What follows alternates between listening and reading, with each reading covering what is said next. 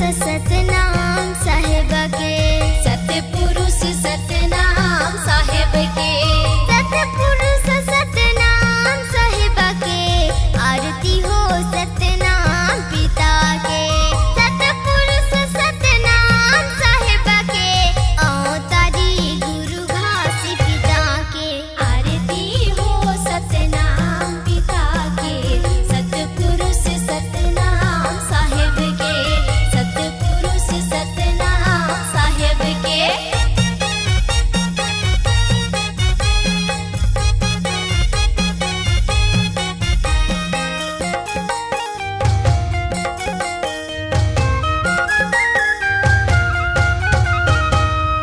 तोरे चरण माँ बाबा जीवन अर्पण है, जीवन अर्पण है, तोरे आशीष के छयम जीवन मोरे धन है, जीवन मोरे धन है, जीवन अर्पण है, जीवन मोरे धन है, जीवन अर्पण है, जीवन मोरे धन है।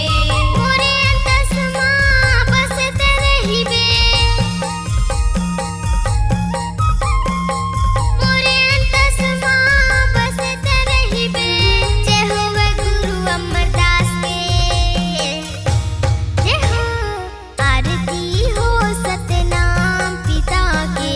सतपुरुष सतनाम साहिब के, सतपुरुष सतनाम साहिब के।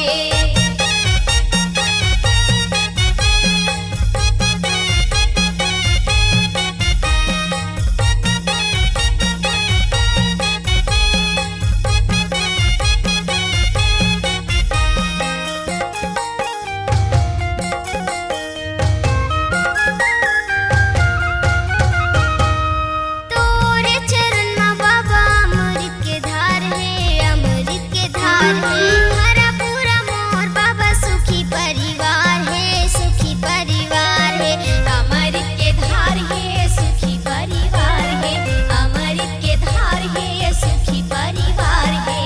ये जीवन ला मोर सरग बनाए, ये जीवन ला मोर सरग बनाए, जय होवे गुरु बालक दास के, जय हो आरती हो सतनाम पिता के,